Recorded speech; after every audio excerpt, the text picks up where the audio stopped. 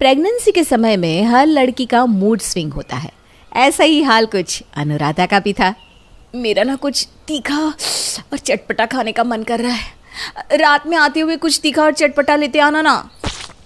यार अनुराधा, अब मेरे पास ना कुछ दिनों तक बिल्कुल भी समय नहीं है। मैं फिर कभी खिला दूंगा। फिलहाल तो मेरी फाइल्स लेकर आओ, मैं कमरे में ही भूल गया हूँ।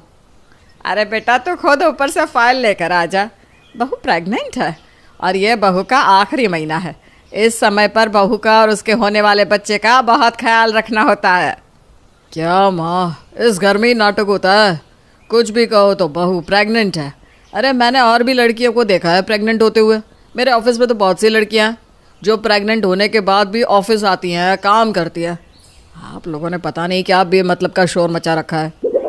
नितिन छोटी सी बात पर नाराज हो जाता है और खुद फाइल लेकर ऑफिस चला जाता है। हालांकि अनुराधा की सास अपनी बहू का बहुत ख्याल रखती थी, पर अनुराधा का पति और उसके घर के आदमी जरा भी परवाह नहीं करते थे और वो प्रेगनेंसी को कुछ समझते ही नहीं थे। अनुराधा, बहुत शाम हो गई है, एक कप चाय तो बना दो। पिताजी, मेरी तबीयत ठीक नहीं लग रही, मैं माँ जी से कह देती हूँ। बहू, तुम्हारी सास की भी तबीयत ठीक नहीं है और बहू की जिम्मेदारी होती है घर संभालने की।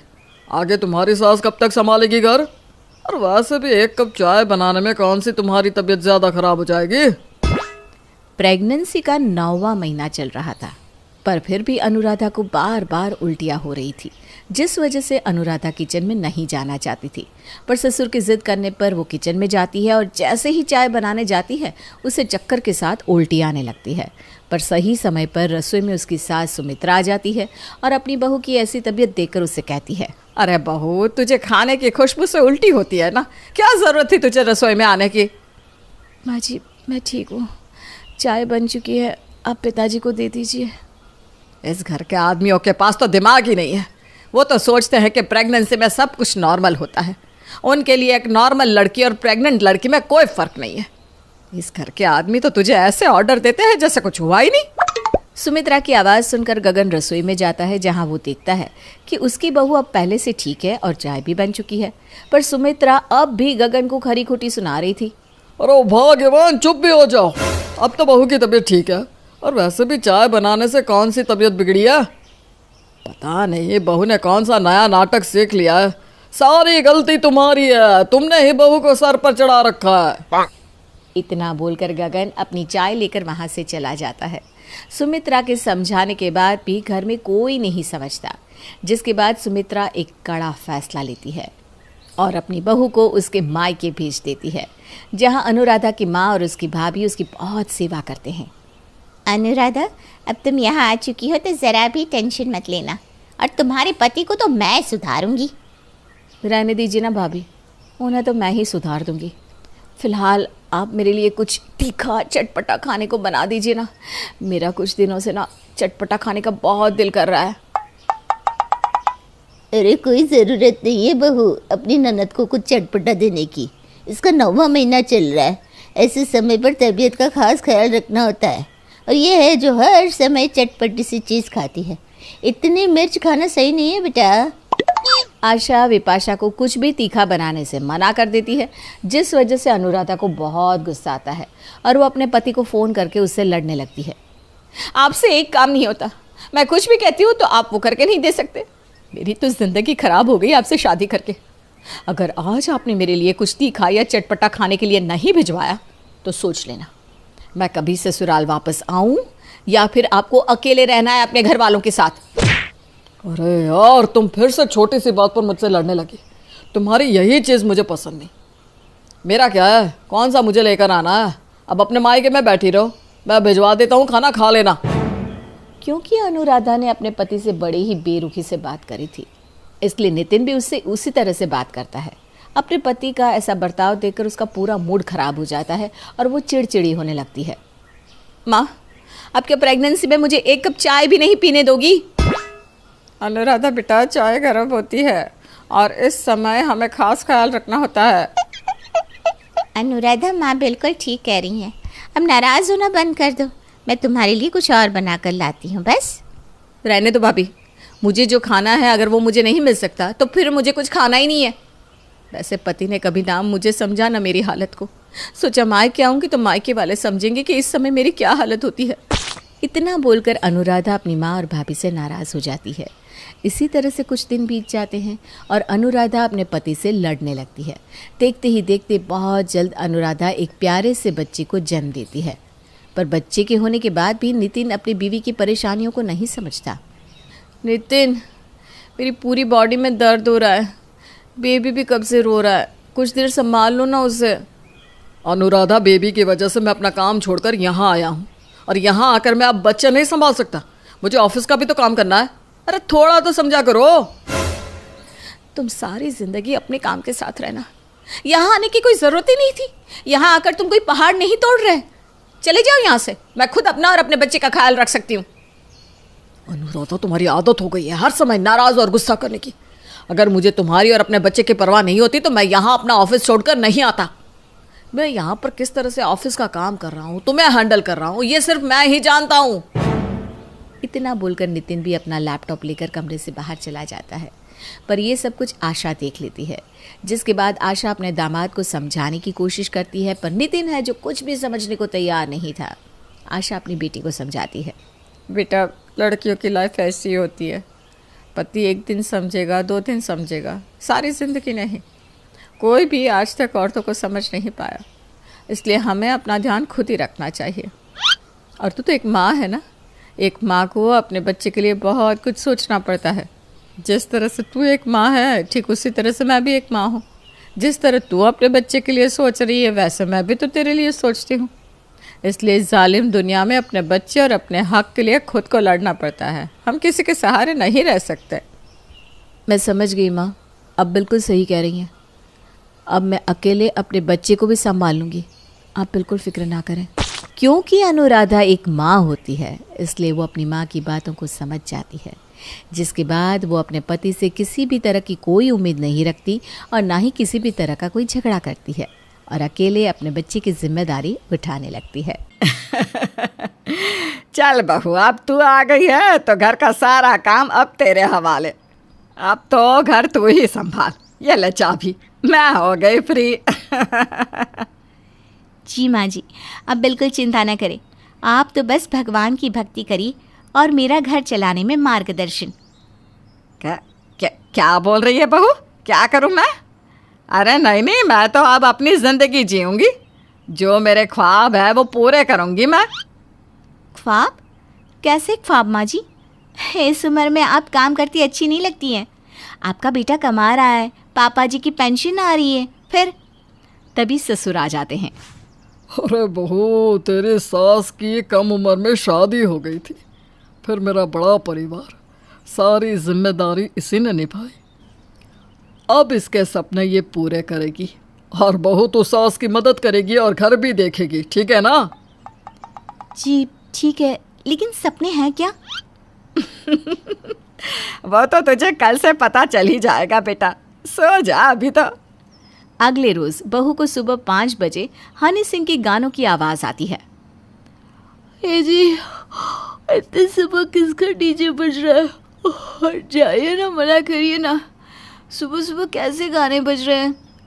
पति आंख मलता हुआ ड्राइंग रूम में आता है, जहां माँ ज़ुम्बा कर रही होती है। नमस्कार दोस्तों, आगे बढ़ने से पहले मैं आपको सबसे ट्रस्टेड ब्रांड लोटस 365 के बारे में बताना चाहता हूँ, जिसके ब्रांड एम्बेसडर काजल अग्रवाल, नवाजुद्दीन सिद्दीकी, उर्वशी राउटेला है। ये सबसे पुरानी गेमिंग कंपनी में से एक है जो 2015 से भारत में एक्टिव है। यहाँ आपको क्रिकेट, फुटबॉल, टेनिस आदि के अपडेट मिलते हैं। आप यहाँ 1000+ लाइव गेम्स भी खेल सकते हैं और अमेजिंग रिवॉर्ड्स जीत सकते हैं। इस प्लेटफॉर्म पर आपको बेस्ट ऑफर्स और प्रमोशंस भी मिलते हैं।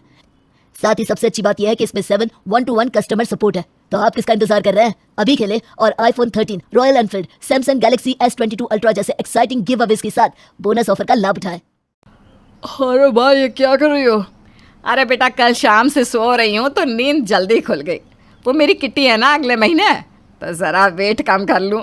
वैसे तू क्यों उठ गया सुबह सुबह?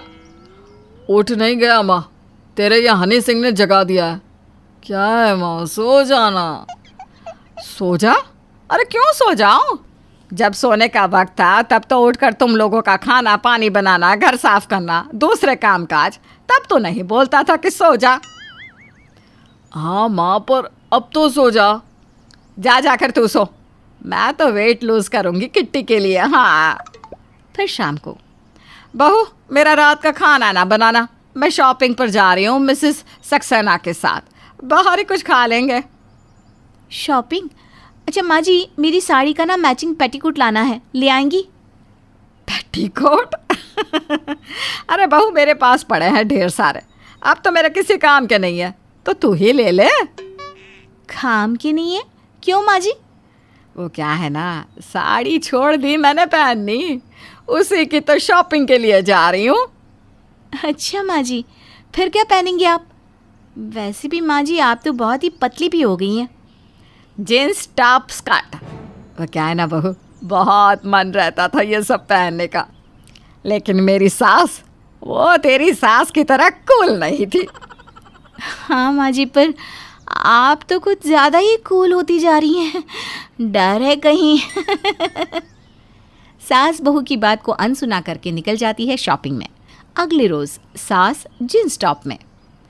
बहू, वो क्या है ना, अब किट्टी की सहेलियाँ गोवा जा रही हैं, तो सोच रही हूँ कुछ शॉपिंग कर लूँ। पर माँ जी, आप कल ही तो शॉपिंग करके आई हैं, फिर शॉपिंग? अरे तो क्या बहू, अब गोवा में जींस थोड़ी ना पहनूंगी। तो माँ जी क्या पहनेंगी आप गोवा में? और माँ जी, आज रात खाने का क्या प्लान है, ये भी बता दीजिए। बहू बहू, कितनी भोली है तू। खैर, रात का खाना ना बनाना, आज फ्राइडे नाइट है। Friday night? ये क्या होता है? वैसे तो हर दिन नाइट होती है, फिर फ्राइडे नाइट? बहू बड़बड़ाती रह जाती है और सास निकल जाती है। It's Friday night. सास का इसी तरह चल रहा था। 50 साल की सास बहू के आ जाने के बाद तो सिर्फ 16 की रह गई थी। क्या बात है बेबी, कितनी सुंदर लग रही हो। ना बिना, वैसे आप क्यों बुजुर्ग होते जा रहे हैं? ससुर हक बकाकर कहते हैं। क्या बोल रही हो, मैं तो वैसा ही हूँ। वैसे पापा जी, कहीं माँ जी को यो यो हनी टाइप बॉयज तो पसंद नहीं आ रहे ना? वैसे अब आप भी आउटडेटेड हो रहे हैं मम्मी जी के लिए। खैर, सास तो अब मस्त हो जाती है, बहू घर संभालती है और सास करती है लाइफ एंजॉय। एक सुबह, माँ जी, मैंने शुक्रवार का व्रत रखा था, कल उसका उद्यापन है। अरे वाह बहू, ये तो बहुत अच्छी बात है, मैं अपनी किट्टी की सहेलियों को बुला लेती हूँ। हाँ माँ जी, कल कीर्तन के बाद सबका खाना यहीं है, मेरी भी कुछ सहेलियाँ आ रही हैं। अगले रोज़ सास और बहू की सहेलियाँ घर आती हैं। अरे ये तेरी सास को क्या हो गया? शादी में तो ये मोटे मोटे फूलों की छाप वाली साड़ी पहनी थी, और अब देखो, जींस भी इतनी टाइट की बैठा ही नहीं जा रहा इनसे। ये बोलकर वो लोग हंसने लगती हैं। सास की सहेली सास से कहती है, कैसी बहन जी टाइप बहू है तुम्हारी। हाँ, माना साड़ी पहनी है, लेकिन प्रिंट तो देखो, ऊपर से सर पे पल्ला। कैसी गंवार लग रही है। सहेलियाँ तो देखो उसकी, बिल्कुल बहन जी टाइप। उधर बहू की सहेली, तेरी सास की सहेलियाँ तो लग रही है जैसे बूढ़ी घोड़ी लाल लगाम। बहू अपनी सहेलियों की बात सुनती है और उसे सास पर गुस्सा आता है। वहीं सास भी अपनी सहेलियों की बात सुनती है और उसे बहू पर गुस्सा आता है। जब सब चले जाते हैं तो, देख बहू, आजकल की लड़की है तू, फिर ये बहन जी टाइप क्यों रहती है? अरे कुछ तड़क भड़क सा पहना करना। बस यही बात मैं आपसे कहना चाह रही थी माँ जी। ऐसा क्या ख्वाब है आपका कि कपड़े आपके छोटे से छोटे होते जा रहे हैं? और आपकी सहेलियाँ, माँ जी, कोई अकल सहूर नहीं है उन लोगों में। कल कथा में ऐसे बन रही थी जैसे कोई कॉलेज गोइंग गर्ल्स हो। हाँ हाँ, और तेरी सहेलियाँ, ऐसा लग रहा था कि घर में बहू को छोड़कर आई हो। इतनी बुजुर्ग, शक्ल से भी, कपड़ों से भी और सोच से भी। आपको ना कोई नहीं समझा सकता माँ जी, आपकी हरकतों से कितना इंसल्ट होता है। मेरे कारण तेरी इंसल्ट होती है? अरे कैसी बात कर दी बहू, ये तो तूने बहुत बड़ी बात कर दी आज।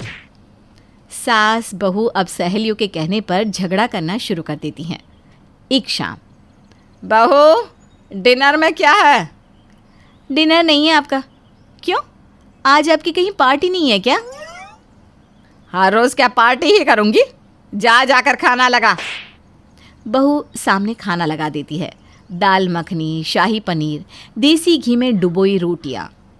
हाय रे, इतना फैटी फूड। अरे बहू, क्या हो गया है तुझे? खुद की फिक्र नहीं तो कम से कम हमें तो ना मार। माँ जी, जो रोज रात को जाकर आप होटलों में खाती हो वो क्या हेल्दी होता है? और हाँ माँ जी, घर पर तो यही खाना बनेगा जो सब खाते हैं। आपको कुछ खास खाना है तो खुद ही बना लीजिए। बहू वहाँ से चली जाती है। सास गुस्से से लाल। फिर अगले रोज शाम को, चलो जल्दी सब। ए जी राकेश, निकलो ना, देर हो रही है, मैं तैयार हो गई हूँ। सुंदर से मॉडर्न ड्रेस में सास, ससुर और पति तीनों तैयार होकर कहीं जा रहे होते हैं कि बहू आ जाती है। अरे ये क्या, कहाँ जा रहे हो आप लोग? मुझे पूछा भी नहीं। मेरी सहेली के घर का प्रोग्राम है, बड़े लोग हैं वहाँ। तेरे जैसे ये गंवार कपड़े वाले नहीं आते, समझी? ओए होए, गंवार कपड़े? और जो आपने पहने हैं वो? राकेश, मैं नहीं जा रही हूँ तो तुम भी नहीं जाओगे। क्या बेबी, माँ के बचपन की सहेली है कंचन आंटी, मैं जानता हूँ उनको। तुमको देख कर ना मजाक बनाएगी। मैं होकर आता हूँ ना माँ के साथ। सुना, मजाक बनेगा तेरा। अब खुश? चलो दोनों। सास के पीछे पति और बेटा निकल जाते हैं और 5 गज की साड़ी पहने बहू खड़ी रह जाती है। माँ देखना, मेरी सास ने तो परेशान कर रखा है। इस उम्र में भी ऐसे बनती है जैसे जैसे जैसे रहने दे रीना, क्यों खून जलाती है? रहना तो उसी के साथ है ना तुझे।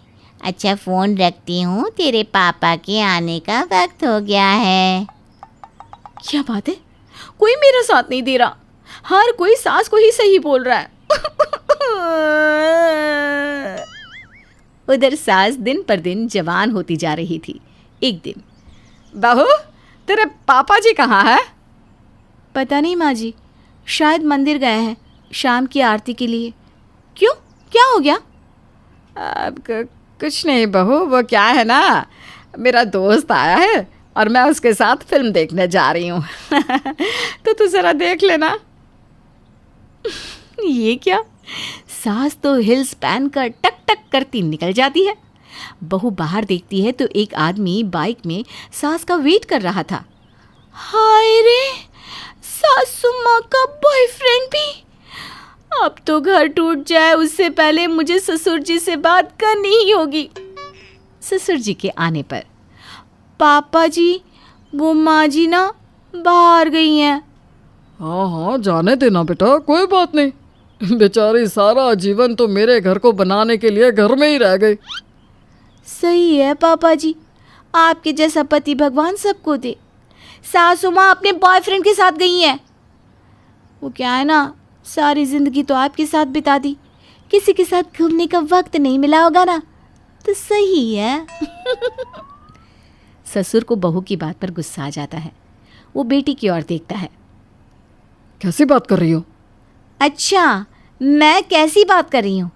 विश्वास नहीं तो माँ जी आ ही रही होंगी, खुद देख लेना। तभी बाइक रुकने की आवाज़ आती है। सभी बाहर देखते हैं तो सास एक आदमी की बाइक से जींस पहने उतर रही थी। वो घर के अंदर जैसे ही आती है, कहाँ गई थी तुम? और ये आदमी कौन था? माँ, ये शोभा नहीं देता आपको। आसपास के लोग जो देख रहे होंगे वो क्या सोचेंगे? सास बहू की ओर गुस्से से देखती है, जो सभ्य बहू की तरह साड़ी पहने खड़ी होती है।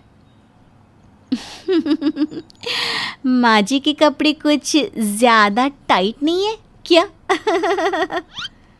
देख बहू, मैंने पूरी जिंदगी घर के अंदर निकाली है और मेरे पति को कोई दिक्कत नहीं है तो। दिक्कत नहीं है अगर तुम सभ्यता के अंदर काम करो। माना तुमको घूमने फिरने मॉडर्न ड्रेस पहनने का शौक था, इसलिए मैंने कभी नहीं रोका, लेकिन अब पानी सर के ऊपर जा रहा है। तुम कल से बहू के साथ घर के काम में मदद करना। हाँ माँ, बहुत हो गया, ये ठीक नहीं है, किसी ने देख लिया तो। बहू सास की ओर देखकर हंसती है। तो माँ जी, कल से मेरे साथ साड़ी पहनकर आ जाना किचन में। बहू को लगता है अब तो सास उसके चंगुल में है कि तभी बेल बजती है और घर में वही आदमी आ जाता है जिसके साथ सास अभी बाइक में घूम कर आई होती है। तू घर के अंदर आ गया? तेरे तो क्यों? मैडम का पर्स रह गया था मेरी बाइक में, वही देने आया हूँ। तू है कौन? शर्म नहीं आती तुझे? हाय रे, माँ जी का बॉयफ्रेंड तो घर के अंदर आ गया।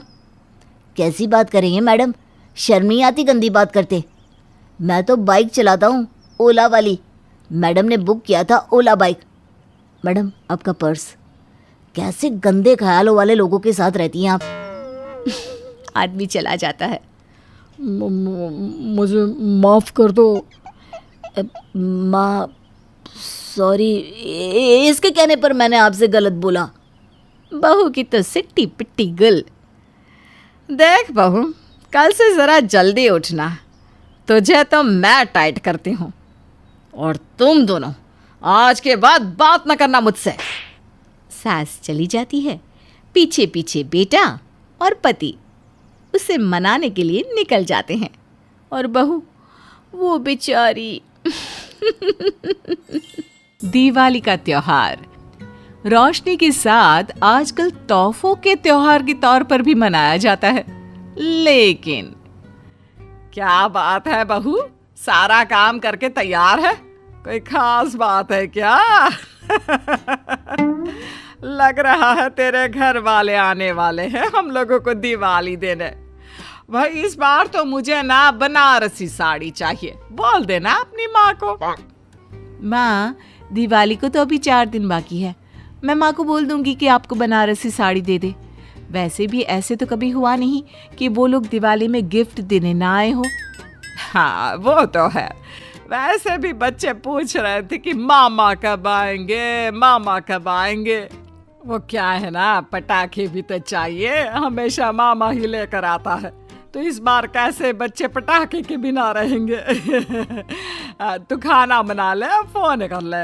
वो क्या है ना, फिर साड़ी की मैचिंग चूड़ियाँ और ब्लाउज भी तो सिलवाना है। नहीं नहीं माँ जी, मैं फ़ोन नहीं करूँगी, मैंने खाने की पूरी तैयारी कर ली है। वो क्या है ना, भाई भाभी के लिए और बच्चों के लिए मैंने सब कुछ बनाया है, बस वो लोग आ जाएं। तभी वहाँ सिम्मी का पति आ जाता है। सिम्मी, ये लो, आज के गले के 10,000 तिजोरी में डाल दो। कितनी बार बोला है माँ को पैसे दिया करो, बड़ी वो है, मैं नहीं हूँ। अरे कोई बात नहीं बहू, तू रख ले पैसे, ये ले चाबी। ना ना माँ जी, आप बड़ी हैं, पैसे आप ही रखिए। सास बेटे से पैसे लेकर तिजोरी में रख देती है। माँ ये तो अच्छा है कि हम लोगों के खाने का काम है। होटल को सरकार ने लॉकडाउन में बंद नहीं किया, लेकिन कई बिजनेस तो लॉकडाउन में ऐसे ठप हो गए कि अभी तक नहीं उठे। सिम्मी पति की बात सुनकर कुछ सोचने लगती है। अरे सिम्मी, तू क्यों चिंता कर रही है? पालने वाला ये नहीं, वो है ऊपर वाला। सास की बात सुनकर सिम्मी थोड़ा रिलैक्स हो जाती है, लेकिन बात तो ये है कि उसे प्रॉब्लम है क्या। खैर अगले दिन, बहू आज धनतेरस है, जाकर कुछ घर के लिए बर्तन और सोने के गहने ले आ। तेरे घर से तो दिवाली आज भी ना आई।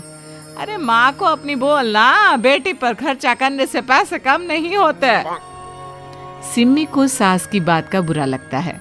वो घर से तैयार होकर निकल जाती है बाजार, जहाँ जाकर वो ढेर सारी खरीदारी करती है। लेकिन जैसे ही वो घर की ओर निकल रही होती है कि उसे एक बर्तन की दुकान में माँ और भाभी दिखाई देती हैं। अरे माँ ने बताया नहीं कि वो बाजार जा रही है। देखो तो क्या खरीदारी हो रही है माँ और भाभी की। लगता है मेरे घर आने के लिए सामान ले रही होंगी। वैसे भी बता दूं कि सास के ताने सुन सुनकर मेरे कान पक चुके हैं। सिम्मी जैसे ही दुकान के अंदर जाती है, माँ जी चम्मच ही लेते हैं, वो क्या है ना, पैसे भी नहीं है।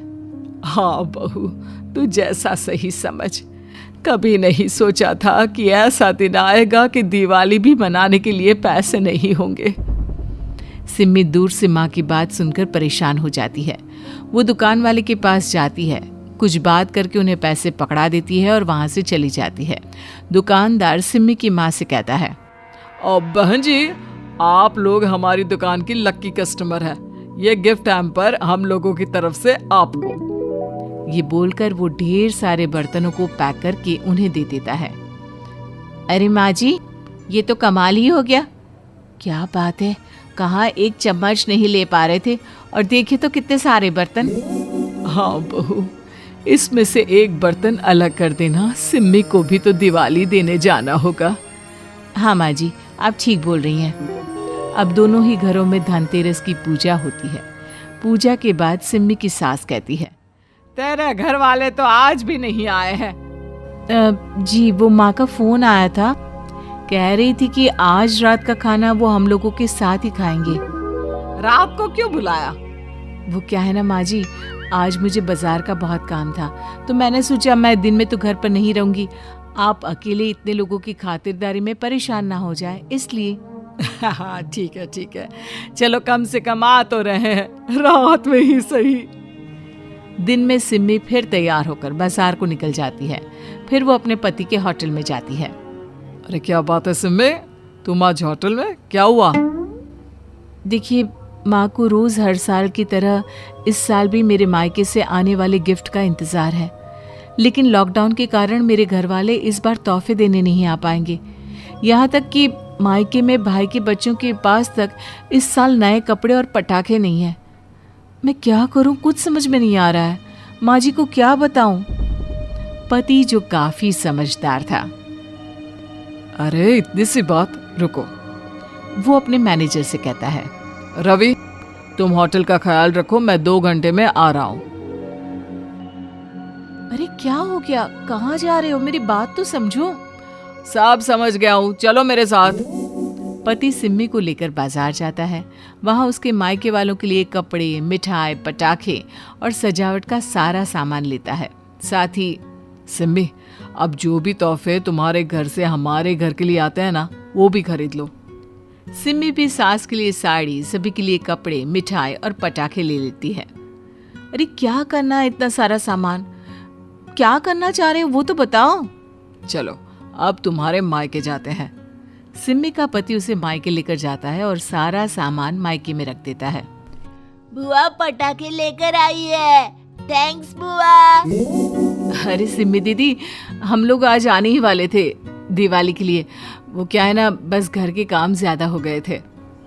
दामाद जी, आप क्यों इतना सारा सामान लेकर आ गए?